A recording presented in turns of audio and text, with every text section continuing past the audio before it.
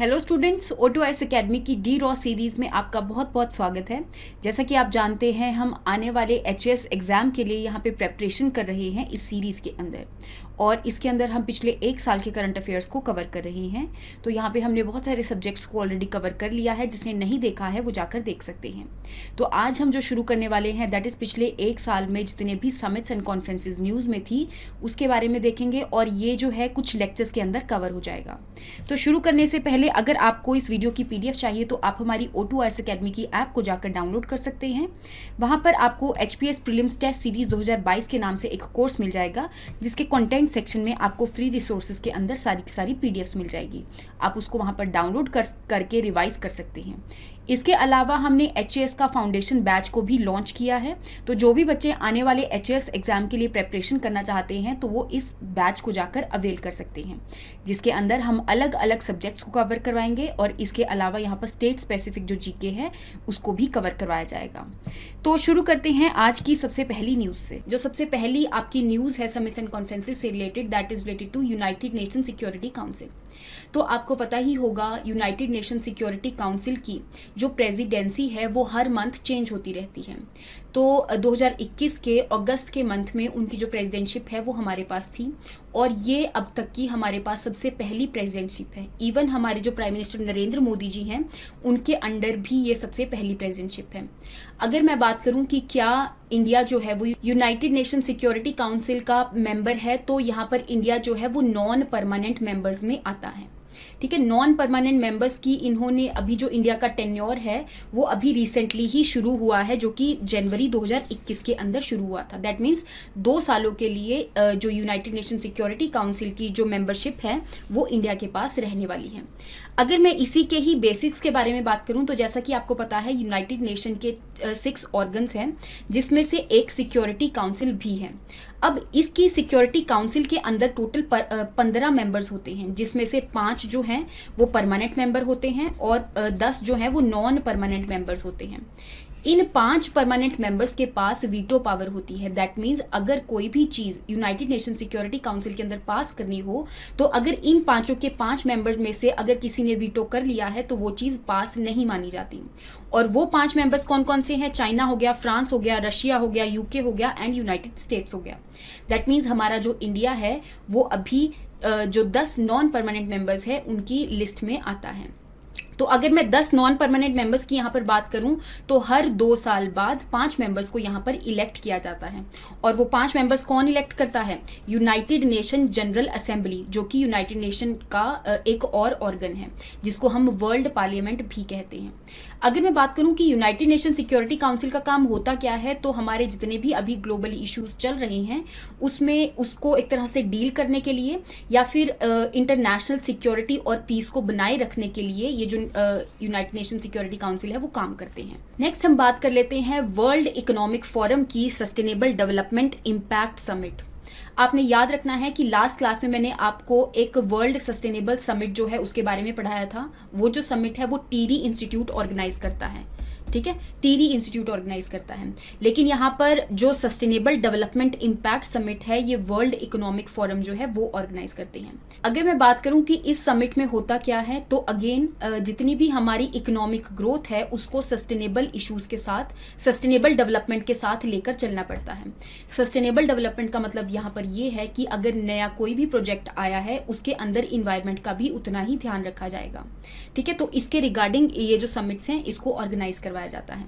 तो इसकी एक पर्टिकुलर थीम भी थी, अगर आप याद कर सकते हो तो ठीक है, लेकिन एक बार अगर रीड कर लोगे तो आप वहां पर एग्जाम के अंदर इस चीज को पहचान पाओगे। जैसे कि क्या थीम थी? Shaping an equitable, inclusive and sustainable recovery. अगर मैं बात करूं यहाँ पर वर्ल्ड इकोनॉमिक फोरम के बारे में, तो ये एक स्विट्जरलैंड की ऑर्गेनाइजेशन है जिसका की हेडक्वार्टर्स जेनेवा स्विट्जरलैंड के अंदर ही लोकेटेड है। तो ये एक नॉन प्रॉफिट ऑर्गेनाइजेशन है जो कि 1971 में बनाई गई थी। इसका आपने हेडक्वार्टर्स याद रखना है, कई बार इसके बारे में पूछ लिया जाता है। नेक्स्ट हम बात कर लेते हैं इंडियन ओशन रिम एसोसिएशन के बारे में। तो रिसेंटली इसकी अभी 21st जो मीटिंग है, जो कि काउंसिल ऑफ मिनिस्टर्स की यहाँ पर मीटिंग होती है, वो अभी रिसेंटली बांग्लादेश ढाका के अंदर ऑर्गेनाइज करी गई। अगर मैं बात करूं यहाँ पर इंडियन ओशन रिम एसोसिएशन के बारे में, तो जैसा कि आप जानते हैं जो भी इंडियन ओशन वाला रीजन है उसके आसपास वाली जो बॉर्डरिंग कंट्री है वो कंट्रीज सारी की सारी इस एसोसिएशन का पार्ट है। कितनी कंट्रीज हैं आपने इनके बारे में याद रखना है। देखो ज़रूरी नहीं हर एक बॉर्डरिंग कंट्रीज जो है वो इसका पार्ट है, वो डिपेंड करता है कि उन कंट्रीज़ ने इस ट्रीटी को साइन किया है कि नहीं, तभी वो इसका मेंबर बन सकते हैं। जैसे कि अभी इंडियन ओशन रिम एसोसिएशन के अंदर टोटल 22 मेंबर हैं, जिसमें से इंडिया भी एक मेंबर है। इसके अलावा इसका जो सेक्रेटरीट है वो मॉरिशस के अंदर लोकेटेड है। इस इंडियन ओशन रिम एसोसिएशन का काम यही है कि इंडियन ओशन के अंदर जितनी भी स्टेबिलिटी है, पीस है, सिक्योरिटी है, उसको बनाए रखना। इवन जो वाइडर इंडियन ओशन वाला रीजन है जिसके अंदर हम ऑस्ट्रेलिया वाले पार्ट को भी यहाँ पर इंक्लूड कर लेते हैं, इवन उस रीजन में भी ये स्टेबिलिटी एंड सिक्योरिटी बनाने का काम करते हैं। In the same way Indian ocean के ऊपर बेस्ड अलग अलग यहाँ पे ऑर्गेनाइजेशंस आपको देखने को मिलेगी। उन सब के अंदर आपने कंफ्यूज नहीं होना है। जैसे कि अगर मैं बात करूँ इंडियन ओशन नेवल सिंपोजियम के बारे में, तो अभी रिसेंटली इसका जो 7th एडिशन है वो होकर हटा है। अगर मैं इस सिंपोजियम के बारे में बात करूँ तो इसके अंदर जो कंट्रीज़ हैं उनकी जो नेवीज़ हैं वो यहाँ पर पार्टिसिपेट करती हैं और इंडियन ओशन वाले रीजन के अंदर स्टेबिलिटी बनाने का काम करती हैं। जो पिछले वाला था उसके अंदर कंट्रीज़ के अलग अलग जो डेलीगेट्स वगैरह हैं वो आते हैं। कोई स्पेसिफिक नहीं है कि उन कंट्रीज़ की इंडियन नेवी, आर्मी या एयरफोर्स ही आएंगी। दैट मीन्स वहाँ पे वो कंट्री जो है उनके अलग अलग डेलीगेट्स यहाँ पे पार्टिसिपेट करते हैं। लेकिन अगर मैं इंडियन ओशन नेवल सिंपोजियम के बारे में बात करूँ तो ये एक बाई एनुअल इवेंट है। दैट मीन्स हर 2 साल बाद होता है और इसके अंदर जो भी कंट्रीज़ हैं उनकी नेवीज़ पार्टिसिपेट करती हैं ताकि इंडियन ओशन वाले रीजन में यहाँ पर स्टेबिलिटी बनाए रखी जा सके। तो अगर मैं बात करूँ कि इस ऑर्गेनाइजेशन के अंदर अभी कितने मेंबर्स हैं, तो यहाँ पर 24 मेंबर्स इसके अंदर आते हैं। इसके अलावा 8 ऑब्जर्वर नेशंस जो हैं वो इसके अंदर आते हैं। इंडियन नेवल सिंपोजियम को यहाँ पर 2008 के अंदर बनाया गया था। इंडियन ओशन नेवल सिंपोजियम को यहाँ पर 2008 के अंदर बनाया गया था।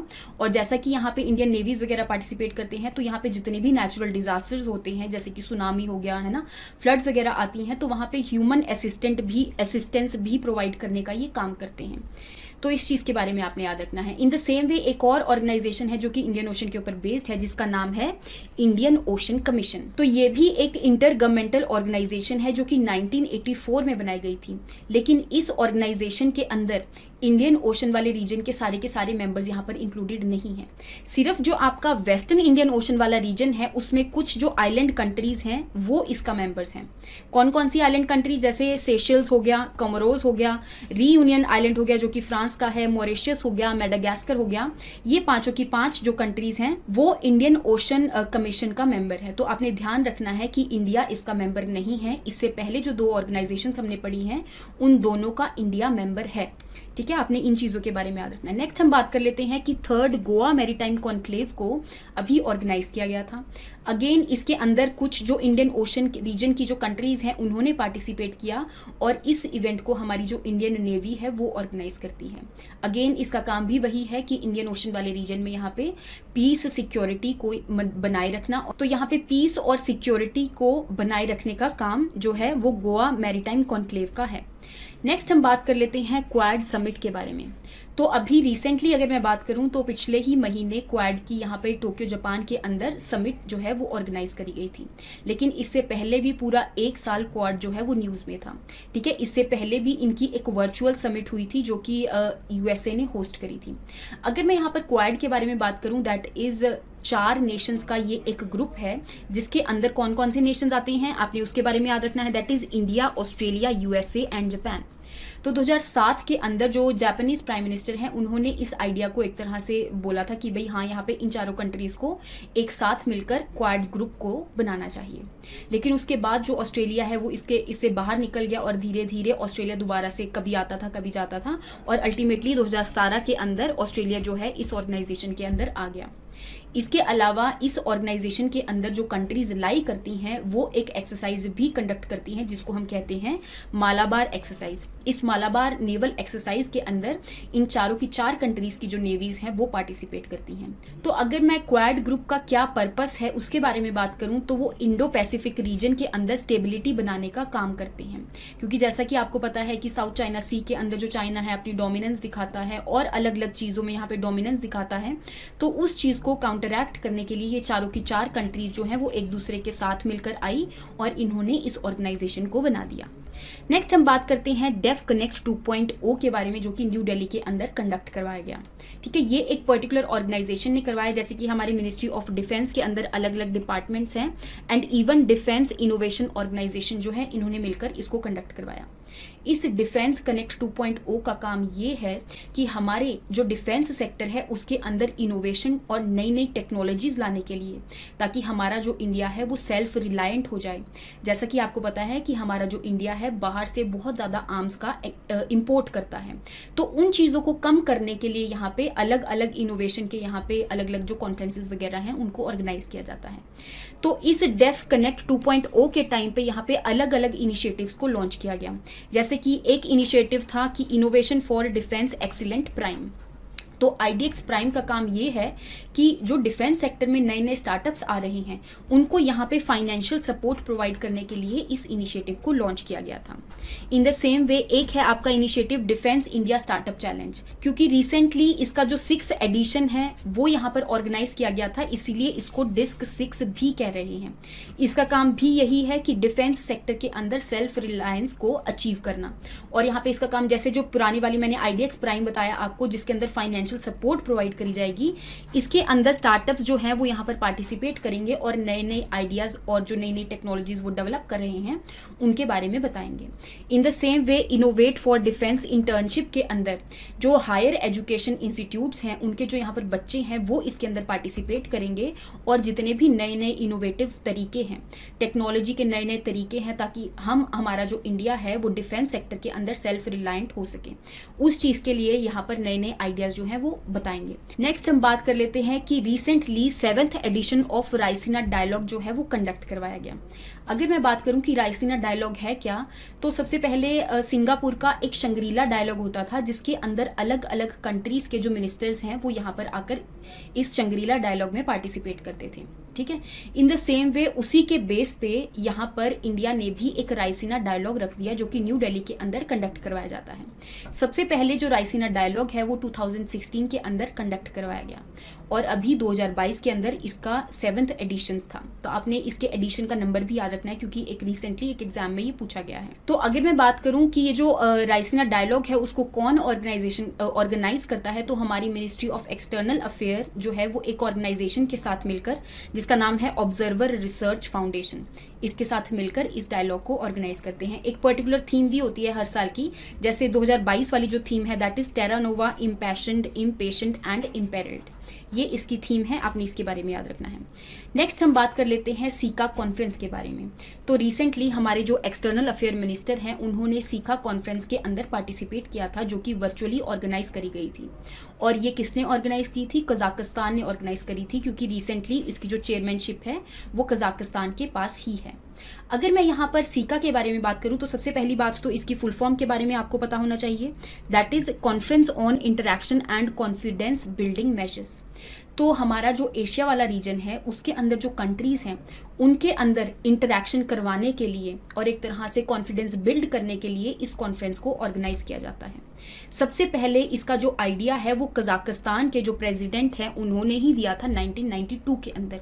उस टाइम पे यहाँ पर यूनाइटेड नेशन जनरल असेंबली की मीटिंग हो रही थी, तो उस टाइम पे उन्होंने बोला था कि एशिया की जो कंट्रीज़ हैं वो एक दूसरे के साथ मिलकर यहाँ पर कोऑर्डिनेट कर सकती हैं, तो इसीलिए उनको एक अलग से ग्रुप बना देना चाहिए। अल्टीमेटली जो ग्रुप है वो 1999 के अंदर बना और उस टाइम से इंडिया भी इसका मेंबर है। इस चीज़ के बारे में आपने याद रखना है। इसकी एक पर्टिकुलर लिमिटेशन है कि जो एशिया के अंदर जो कंट्रीज लाई करती हैं वही इसका मेंबर जो है वो बन सकती हैं। ठीक है, कई बार एक पेपर में पूछ लिया जाता है कि क्या इसके अलावा भी मेंबर्स बन सकते हैं, तो एशिया के अंदर जो कंट्रीज लाई करती हैं वही इसका परमानेंट मेंबर बन सकती हैं, लेकिन बाकी जो कंट्रीज़ हैं इसके अलावा जो और कॉन्टिनेंट्स में लाई करती हैं वो इसका परमानेंट मेंबर नहीं बन सकती। हालांकि ऑब्जर्वर मेंबर्स बन सकती हैं। ठीक है, इस चीज़ के बारे में आपने याद रखना है। इसका जो सेक्रेटरीट है वो भी कजाकिस्तान के अंदर ही यहाँ पर लोकेटेड है और इस सीका के अंदर अलग अलग कंट्रीज़, एशिया की जो कंट्रीज़ हैं उसके जो मिनिस्टर्स हैं वो यहाँ पर आकर पार्टिसिपेट करते हैं। इवन यहाँ पे उनके जो हेड्स की समिट है वो हर 4 साल बाद होती है, लेकिन इनके जो फॉरेन अफेयर्स वाले जो मिनिस्टर्स हैं उनकी जो समिट है हर 2 साल बाद होती है। इस चीज़ों के बारे में आपने थोड़ा बहुत याद रखना है। अभी रिसेंटली इसके 27 मेंबर्स हैं। नेक्स्ट हम बात कर लेते हैं स्टॉकहोम प्लस 50 कॉन्फ्रेंस के बारे में। तो जैसा कि आप जानते हैं 1972 के अंदर स्टॉकहोम में एक इन्वायरमेंट के ऊपर कॉन्फ्रेंस कंडक्ट करवाई गई थी। उसके जो 50 साल हैं वो 2022 के अंदर पूरे हो गए हैं। तो यहाँ पर पिछले एक साल से ये न्यूज़ में चल रही है कि इस कॉन्फ्रेंस को ऑर्गेनाइज करवाया जाएगा और अभी रिसेंटली ये जून 2 या 3 को कंडक्ट करवाई गई। किसने कंडक्ट करवाई? गवर्नमेंट ऑफ स्वीडन ने मिलकर यूनाइटेड नेशन जनरल असेंबली के साथ इसको कंडक्ट करवाया गया और स्वीडन स्टॉकहोम के अंदर ही इसको कंडक्ट करवाया गया। इसका मेन पर्पस यही था कि जितने भी हमारे इन्वायरमेंट से रिलेटेड इश्यूज हैं हम उनको ध्यान में रखते हुए इस कॉन्फ्रेंस को कंडक्ट करवाएंगे और यहाँ पे उन्हीं के सॉल्यूशंस के बारे में यहाँ पर बात करेंगे। इवन जो कोविड-19 पेंडेमिक है उससे कैसे रिकवरी की जा सके तो उन चीज़ों के बारे में भी इस कॉन्फ्रेंस के अंदर डिस्कस करेंगे। अगर मैं बात करूँ यहाँ पे 1972 की स्टॉकहोम कॉन्फ्रेंस के बारे में, ठीक है, तो उस टाइम पे 1972 के टाइम से पहले यहाँ पर जो कंट्रीज थी जैसे यूरोपियन कंट्रीज थी, इंडस्ट्रियलाइजेशन हो रही थी तो उसकी वजह से जो इन्वायरमेंट का पोल्यूशन है वो बहुत ज़्यादा इंक्रीज हो रहा था। तो यहाँ पे इन्वायरमेंट से रिलेटेड कोई भी ऐसे रूल्स एंड रेगुलेशंस अभी तक नहीं थे कि इन्वायरमेंटल पोल्यूशन को कैसे कम किया जा सके। तो सबसे पहली बार इन्वायरमेंट के ऊपर जो कॉन्फ्रेंस कंडक्ट करवाई गई वो स्टॉकहोम के अंदर 1972 में कंडक्ट करवाई गई। उस टाइम पे एक डिक्लेरेशन को साइन किया गया जिसका नाम है स्टॉकहोम डिक्लेरेशन। स्टॉकहोम डिक्लेरेशन के अंदर अल्टीमेटली था क्या? यही था कि अगर हमने कोई भी चीज़ एक तरह से बनानी है, इकोनॉमिक ग्रोथ करनी है तो हमें इन्वायरमेंट को भी साथ लेकर चलना पड़ेगा। तो इनका काम यहाँ पर, इस डिक्लेरेशन का काम यहाँ पर यही था। और फिर धीरे धीरे इस कॉन्फ्रेंस के बाद अलग अलग जो कॉन्फ्रेंसेज हैं वो होती गई और इन्वायरमेंट के अंदर अलग अलग जो पॉलिसीज़ वगैरह हैं वो बन गई कि कैसे हम इन्वायरमेंट पोल्यूशन को कम कर सकते हैं, कैसे क्लाइमेट चेंज को रोक सकते हैं। जैसे पेरिस एग्रीमेंट हो गया 2015 वाला, क्योटो प्रोटोकॉल हो गया, मॉन्ट्रियल प्रोटोकॉल हो गया, यूनाइटेड नेशन जो कॉन्फ्रेंस UNFCCC हो गया 92 वाला, अर्थ समिट हो गई है ना। तो इन सब चीज़ों से इन्वायरमेंट से रिलेटेड अलग अलग जो चीज़ें हैं वो तभी आई क्योंकि सबसे पहली बार 1972 में एक स्टॉकहोम कॉन्फ्रेंस जो है वो कंडक्ट करवाई गई थी। तो आई होप आपको यहाँ तक जो समिट्स एंड कॉन्फ्रेंसेज हैं उनके बारे में समझ में आया होगा। नेक्स्ट लेक्चर के अंदर हम बची हुई जो समिट्स एंड कॉन्फ्रेंसेज है उसको भी कवर करेंगे। Thank you so much and have a nice day.